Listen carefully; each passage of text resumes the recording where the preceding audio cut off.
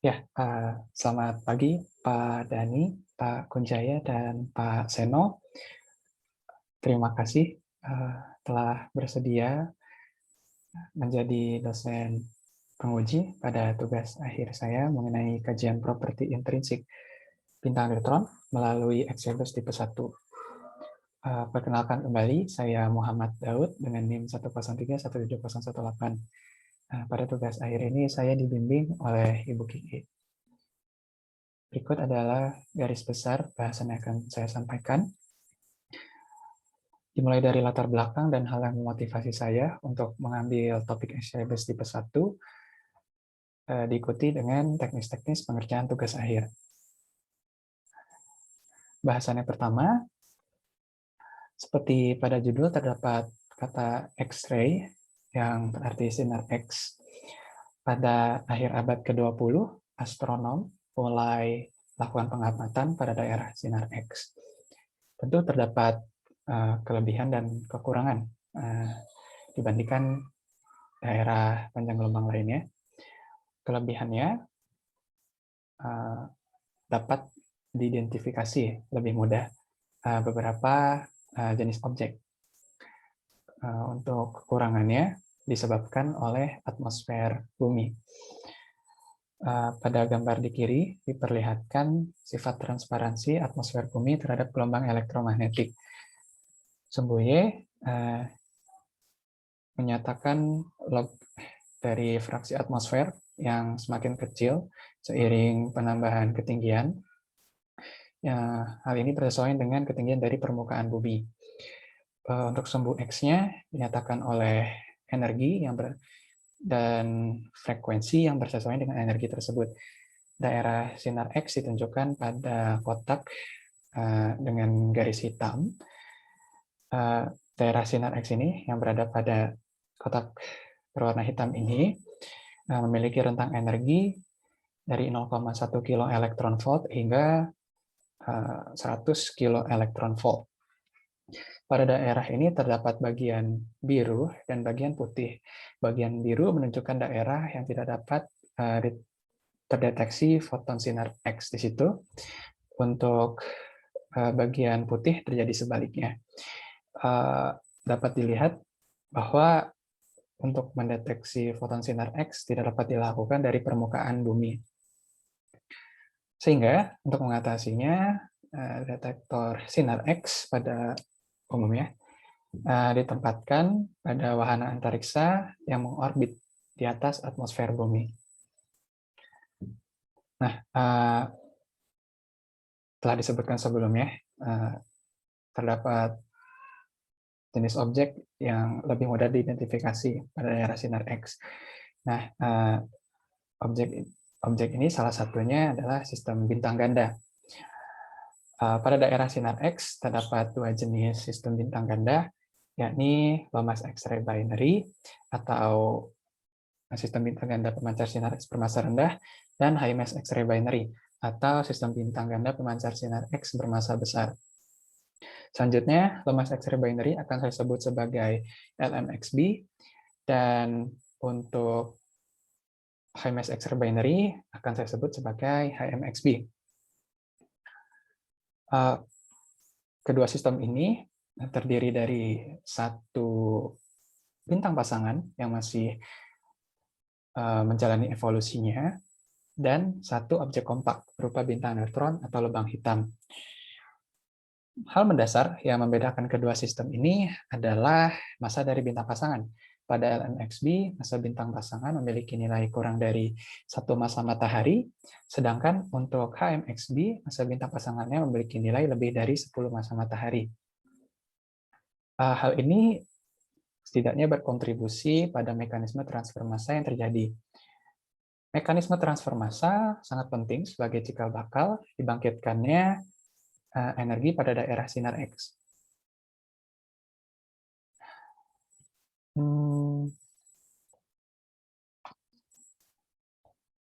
Mekanisme transfer massa pada LMXB terjadi melalui Roslow overflow. Sedangkan pada HMXB, mekanisme transfer massa terjadi melalui angin bintang dari bintang pasangan ke objek kompak.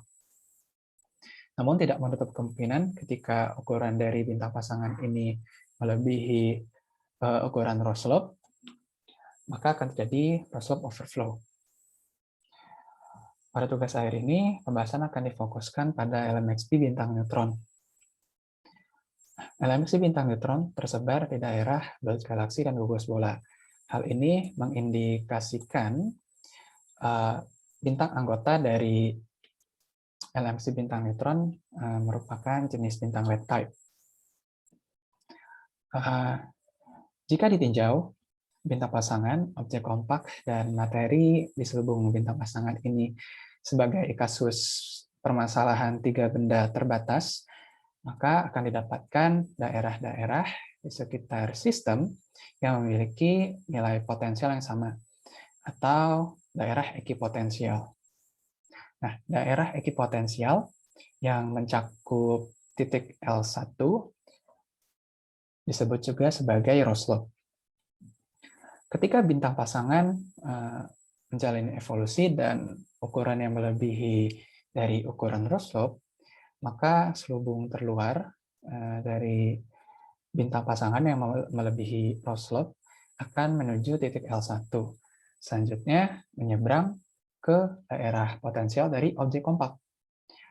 Namun karena materi yang menyeberang ini masih membawa momentum sudut, materi tersebut tidak akan langsung jatuh ke objek kompak, namun mengorbit di sekitar objek kompak pada jarak tertentu. Kemudian, akibat mekanisme viskos, atau dapat diartikan secara sederhana, gesekan antar partikel pada materi tersebut, secara bertahap, materi akan kehilangan momentum sudutnya dan mendekati objek kompak. Di sisi lain, mekanisme transfer massa terus terjadi. Nah, hal tersebut secara keseluruhan membentuk piringan akresi. Pada kasus bintang neutron, materi yang terus mendekat ke objek kompak di piringan akresi pada suatu saat akan jatuh ke permukaan bintang neutron. Nah, untuk tugas akhir ini, pembahasan akan difokuskan pada LMXP bintang neutron.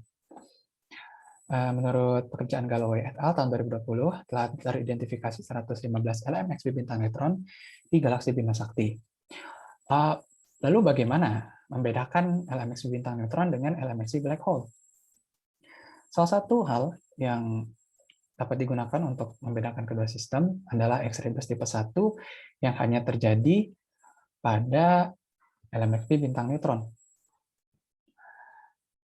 Pada gambar di kiri dapat dilihat kurva cahaya dari X-ray burst tipe 1 dari LMXP bintang neutron. Dari tiga objek yang berbeda di sini. Dapat dilihat X-ray burst tipe 1 ini memiliki profil yang cukup tipikal, yakni peningkatan kecerlangan lebih dari 10 kali dalam kurun waktu kurang dari 5 detik, kemudian meredup secara eksponensial dalam kurun waktu sekitar 1 menit. Pada gambar di kanan diperlihatkan spektrum dari LMXP bintang neutron. Panel di bawah menunjukkan residu dari fitting data oleh model di atas. Kemudian ke panel atas, dimulai dari gambar yang kiri, terdapat dua kurva biru dan kurva merah. Kurva biru menggambarkan keadaan LMXP bintang neutron sebelum terjadinya X-ray burst tipe 1 atau memiliki label pre-burst di sini. Model ini dikonstruksi menggunakan profil thermal Brewster-Rahlung dan memperhitungkan absorpsi dari materi antar bintang. Kemudian untuk kurva merah yang menggambarkan keadaan LMXP bintang neutron saat terjadi X-ray burst tipe 1, khususnya saat puncak burst, dikonstruksi menggunakan model pre-burst yang ditambahkan dengan model benda hitam yang terabsorpsi. Dapat dilihat data cukup baik di fit, namun tidak pada data yang berada pada daerah energi yang rendah. Nah, ketidaksesuaian ini disebut sebagai soft excess. Pada pekerjaan Kick et al. Tahun 2018, soft excess ini dicoba diatasi dengan memperkenalkan nilai dari faktor normalisasi yang dikalikan dengan model pre-burst. Nah, faktor normalisasi dan model pre-burst ini kemudian ditambahkan dengan profil dari benda hitam sehingga membentuk kurva merah yang baru. Terlihat soft excess sedikit teratasi. Solusi alternatif lain yang lebih memiliki makna fisis adalah menambahkan profil yang dikontribusi oleh disreflection. Jadi ketika terjadi X-ray burst tipe 1, radiasi dari X-ray burst tipe 1 terefleksi oleh piringan akresi. Nah, model disreflection ini sangat baik untuk mengatasi soft excess. Lalu bagaimana mekanisme vis-vis yang dapat membangkitkan X-ray burst tipe 1 ini? Pada gambar di kiri dapat dilihat materi dari piringan akresi yang terus-menerus jatuh ke permukaan bintang neutron dan membentuk selubung gas. Menurut model komputasi, keadaan permukaan bintang neutron dan materi yang terus-menerus diakresi dapat menyebabkan kondisi temperatur dan gas sedemikian rupa sehingga dapat terjadi pembakaran nuklir di selubung gas di sekitar permukaan bintang neutron ini. Lebih lanjut, keadaan temperatur dan densitas selubung gas dapat sepenuhnya bergantung pada input dari laju akresi massa dan juga komposisi materi yang jatuh ke permukaan bintang neutron. Seperti yang kita tahu, pembakaran nuklir di selubung gas yang relatif tipis dibandingkan dengan ukuran objek utamanya berlangsung secara tidak stabil secara termal. Akibatnya, pembakaran nuklir tidak dapat dikontrol oleh keadaan gas, sehingga energi dibangkitkan secara eksplosif. Dan hal ini teramati sebagai X-ray burst tipe 1. Nah, selanjutnya, selubung gas yang menipis setelah X-ray burst tipe 1 akan disuplai kembali dari piringan akresi. Dan proses yang sama akan terjadi secara berulang. Nah, hal ini lah yang menjadi dasar kenapa pada LMXB lubang hitam tidak ditemukan X-ray burst tipe 1.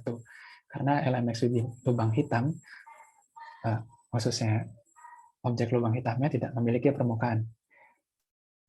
Nah, pada kasus X-ray burst tipe 1 tertentu, teramati bahwa luminositas saat puncak burst mencapai nilai super Eddington atau melebihi limit Eddington. Lebih lanjut, berdasarkan komputasi numerik, didapatkan bahwa pembangkitan energi saat puncak rezim pembakaran helium, nilai luminositas mendekati limit Eddington. Lebih lanjut, disebutkan dalam pekerjaan Ebi Suzaki Hanawa dan Sugimoto tahun 1983, nilai luminositas yang melebihi nilai limit Eddington mengakibatkan tekanan radiasi, gaya keluar dari tekanan radiasi melebihi gaya ke dalam oleh tekanan gravitasi. Sehingga terjadi pengembangan fotosfer secara quasi-statik. Artinya, fotosfer dari bintang neutron dapat kembali lagi ke ukuran semula. Nah, pengamatan dari X-ray burst tipe 1 pada beberapa objek LMXB bintang neutron dengan pengolahan time resolve spektroskopi mengindikasikan adanya perubahan parameter fotosfer. Tentu hal ini mendukung pengembangan radius tadi secara quasi-statik. Interpretasi yang demikian mengenai pengembangan radius fotosfer saat dicapai nilai super Eddington disebut sebagai photospheric radius expansion. Nah, pada gambar di kiri diperlihatkan pengamatan dengan pengolahan time resolve spektroskopi. Gambar paling atas merupakan kurva cahaya dari X-ray burst tipe 1 dengan fitur photospheric radius expansion. Gambar di bawahnya memperlihatkan perubahan temperatur selama proses PRE burst terjadi. Kemudian gambar yang paling bawah menunjukkan perubahan nilai radius selama burst terjadi. Nilai temperatur dan radius pada gambar ini didapatkan melalui fitting spektrum selama burst terjadi. Pada pekerjaan Damen et al. Tahun 1990 diusulkan saat titik touchdown yang ditunjukkan pada garis kecil, lingkaran kecil biru ini, nilai luminositas bernilai sama dengan limit Eddington. Mengenai titik touchdown ini akan dijelaskan lebih detail pada bagian berikutnya. Selanjutnya akan saya sedikit jelaskan secara ilustratif mengenai X-ray burst tipe 1 dengan fitur photospheric radius expansion atau disebut sebagai PRE burst. Pada saat LMXB bintang neutron belum mengalami burst atau ditunjukkan pada gambar kiri dengan keadaan yang ditunjukkan oleh lingkaran kecil biru sebelum terjadinya X-ray burst tipe 1, PRE burst, hal yang keadaan bintang neutron yang bersesuaian ditunjukkan pada gambar di kanan dengan radius fotosfer bernilai R1. Kemudian saat PRE burst terjadi, dapat dilihat nilai temperatur yang dimulai dari fitting dan juga radius. Nilai temperatur mencapai nilai minimum lokal dan nilai radius mencapai nilai maksimum lokal. Nah, hal ini bersesuaian dengan ukuran bintang neutron yang berubah dari awalnya R1 menjadi R2. Dengan R2 lebih besar dari R1. Beberapa saat kemudian, dalam kurun waktu yang cukup singkat, nilai radius mengecil kembali seiring dilepaskannya energi. Kemudian nilai temperatur mencapai nilai maksimumnya. Nah, titik ketika ukuran bintang neutron kembali ke ukuran semula, setelah terjadinya PRE burst disebut dengan titik touchdown. Nah, beberapa hal yang telah saya sampaikan mengenai X-ray burst tipe 1 yang memiliki fitur photospheric radius expansion juga membuat saya merumuskan masalah untuk tugas akhir sebagai berikut. Yang pertama, bagaimana penentuan massa dan radius bintang neutron pada sistem LMXB menggunakan PRE burst dilakukan. Yang kedua, berapa nilai massa dan radius bintang neutron pada sistem SAX D1748.9-2021 yang ditentukan melalui PRE burst. Yang ketiga, bagaimana karakteristik setiap episode PRE burst yang berbeda pada SAX D sekian. Untuk menjawab rumusan masalah ini, saya menyusun tujuan tugas akhir sebagai berikut. Yang pertama, mengeksplorasi metode touchdown point untuk menentukan massa dan radius bintang neutron. Metode touchdown point ini berkaitan dengan titik touchdown dan asumsi limit Eddington. Akan dijelaskan lebih detail pada slide berikutnya. Yang kedua, menentukan massa dan radius bintang neutron pada sistem SAX D sekian. Objek ini, SAX D sekian, akan dijelaskan lebih lanjut pada bagian data. Yang ketiga, membandingkan karakteristik setiap episode PRE burst yang berbeda dan parameter yang dapat dari PRE burst tersebut. Ya, seperti yang telah disebutkan sebelumnya, PRE burst dapat terjadi secara berulang. Nah, berikut metode dan teknik digunakan. Yang pertama, metode touchdown point yang berkaitan dengan pemanfaatan titik touchdown dan asumsi dicapainya nilai limit Eddington. Dapat dikonstruksi persamaan matematis dari asumsi tersebut yang menghubungkan parameter dari pengamatan berupa flux saat terjadinya titik touchdown dan juga normalisasi benda hitam K dengan properti intrinsik dari bintang neutron, yakni massa dan radius. Terdapat dua persamaan di sini. Persamaan flux touchdown yang atas, pada ruas kanannya terdapat beberapa konstanta yang sudah sangat baik diketahui. seperti konstanta gravitasi dan kecepatan cahaya. Terdapat juga nilai opasitas elektron scattering yang dapat ditentukan dari pemodelan atmosfer. Kemudian terdapat nilai D, jarak, yang dapat ditentukan dari pengukuran terpisah. Sehingga misalkan nilai massa dan radius pada ruas kanan. Untuk persamaan K, normalisasi benda hitam, pada ruas kanannya terdapat Fc yang merupakan faktor koreksi warna yang menginterpretasikan perbandingan antara temperatur warna dan temperatur efektif. Kemudian jarak,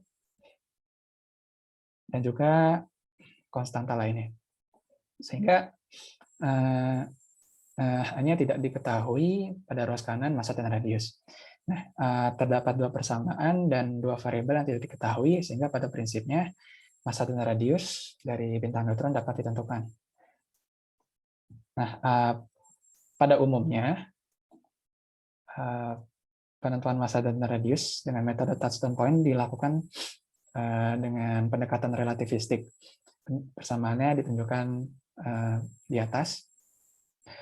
Namun pada tugas akhir ini, saya akan menggunakan pendekatan Newtonian yang persamaannya ditunjukkan pada bagian bawah. Jika dibandingkan untuk flux, relativistik, dan Newtonian, maka akan didapatkan faktor koreksi berupa 1 min radius quartil per radius bintang pangkat setengah. Nah, saya lakukan plot pada faktor koreksi ini pada gambar yang kiri. Dengan sumbu X menyatakan rasio massa radius, dan sumbu Y merupakan faktor koreksi. Untuk nilai massa dan radius paling kecil, saya gunakan massa dan radius matahari, sedangkan untuk nilai paling kanan yang paling besar, saya dapatkan dari hubungan radius quartil lubang hitam. Dapat dilihat nilai faktor koreksi untuk bintang neutron yang kanonikal dengan massa sekitar 1,4 massa matahari dan radius 10 km berada pada nilai sekitar 0,76 yang ditunjukkan pada plot sebagai titik biru ini. Kemudian untuk faktor koreksi dari normalisasi benda hitam, yakni berupa 1 min radius quartil per radius bintang pangkat min 1 ditunjukkan pada plot yang kanan, yang mirip dengan plot di kiri, namun memiliki kurva yang berbeda. Dapat dilihat dengan massa dan radius bintang neutron yang kanonikal, didapat faktor koreksi sebesar 1,7. Nah, jika faktor koreksi ini dirambatkan pada nilai massa dan radius, maka akan didapatkan untuk nilai massa terkoreksi sebesar sekitar 1,3, dan untuk nilai radius terkoreksi sekitar 0,76. Nah, karena hubungan massa dan radius bintang neutron ini cukup strict, maka saya putuskan untuk menggunakan pendekatan Newtonian saja. Kemudian metode yang kedua, yakni berupa spectral fitting. Dari data spektrum emisi bintang neutron saat terjadi burst, dapat dilakukan fit dengan model benda hitam yang persamaan ditunjukkan pada gambar di kanan untuk menentukan normalisasi dan juga temperaturnya. Jika nilai luminositas kita set bernilai konstan, maka untuk temperatur yang meningkat, model dari benda hitam akan berubah seperti yang ditunjukkan pada gambar di kiri. Semakin besar temperatur, maka puncak dari kurva atau model ini akan semakin bergerak ke energi yang lebih tinggi. Nah, karena nilai luminositas di set konstan, maka perubahan temperatur akan mengakibatkan perubahan nilai radius juga. Nah, karena membutuhkan data, saya akan menggunakan perangkat pekerjaan sebagai berikut. Data diambil dari arsip publik HISARC RxDE yang dimiliki oleh NASA. Kemudian untuk mengolah data yang diambil dari website tersebut akan digunakan software HISOF yang didapatkan dari website HISARC juga. Kemudian untuk objek, saya menggunakan katalog Minbar oleh Galloway et al. Tahun 2020. Nah, seleksi objek ini dilakukan dari dua katalog, Minbar Burst dan juga Minbar Object. Minbar Burst berisi history dari burst yang terjadi pada LMXV bintang neutron, tentunya yang terdeteksi oleh instrumen RXDI, dan juga katalog Minbar Object yang berisi daftar LMXV bintang neutron di galaksi Bima Sakti. Berisi koordinat dan informasi penting lainnya. Nah, dari dua katalog ini saya menseleksi objek gugus bola karena jaraknya diketahui dengan cukup baik, dan juga variables yang mendukung tujuan karena akan dibandingkan beberapa variables. Nah, dari kriteria tersebut didapatkan objek SAXJ sekian ini. Lebih detail mengenai objek ini memiliki klasifikasi T yang berarti transient, G yang merupakan objek gugus bola, I yang mengindikasikan intermittent pulsar, A yang merupakan objek atol, dan B yang mengindikasikan pada objek ini terdapat burst. Objek ini berada pada NGC 6440 yang merupakan gugus bola dengan jarak sekitar 8,2 kiloparsec. Nah, berikut ditunjukkan ASM dan kurva cahaya. ASM atau All Sky Monitor menunjukkan perilaku objek dalam periode jangka panjang. Untuk gambar ini diambil dari Januari 2000 hingga Januari 2011. Dapat dilihat objek memiliki klasifikasi transient, yakni fase tenang atau quiescence untuk periode tertentu dan mengalami outburst. Nah, pada outburst yang ini ditunjukkan pada garis hitam. Outburst ini terjadi selama beberapa bulan, jadi kecerangan sistem meningkat selama beberapa bulan. Pada daerah outburst ini terdapat salah satu burst yang terdeteksi pada tanggal 8 Oktober 2001. Nah, ini merupakan X-ray burst tipe 1 yang saya dapatkan dari katalog Minbar informasinya, yang diambil dari RXTI dengan instrumen proportional counter array. Dapat dilihat resolusi waktunya lebih kecil dibandingkan ASM. Resolusi dari PCA ini hanya berkisar 1 menit saja. Nah, selanjutnya pekerjaan yang akan saya lakukan pada tugas saya ini disajikan pada flowchart berikut. Yang pertama, pengunduhan data, kemudian data diseleksi berdasarkan kriteria tertentu, kemudian data direduksi agar siap untuk diekstrak. Setelah ekstrak spektrum, spektrum akan dilakukan fit dengan model. Nah, setelah itu didapatkan parameter normalisasi dan juga flux. Nilai kedua parameter tersebut akan dianalisis untuk ditentukan massa dan radius bintang neutron pada sistem LMXB J sekian. Kemudian disusun hasil dan simpulan. Dan akhirnya penyelesaian tugas akhir. Jika pekerjaan tersebut disajikan dalam diagram waktu, maka diawali pada minggu ketiga bulan April dan diakhiri pada Agustus minggu keempat. Nah, berikut rangkuman dari hal yang telah saya sampaikan. Yang pertama, X-ray burst tipe 1 merupakan fenomena ketidakstabilan thermal pada permukaan bintang neutron pada sistem LMXB. Yang kedua, pada kasus X-ray burst tipe 1 tertentu terjadi photospheric radius expansion dengan luminositas saat titik touchdown mencapai limit Eddington. Yang ketiga, X-ray burst tipe 1 dengan fitur photospheric radius expansion dapat dimanfaatkan untuk menentukan massa dan radius bintang neutron pada sistem LMXB.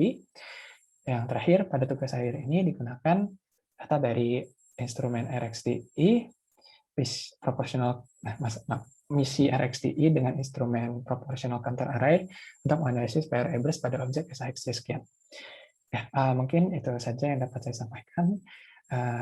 Terima kasih atas perhatiannya.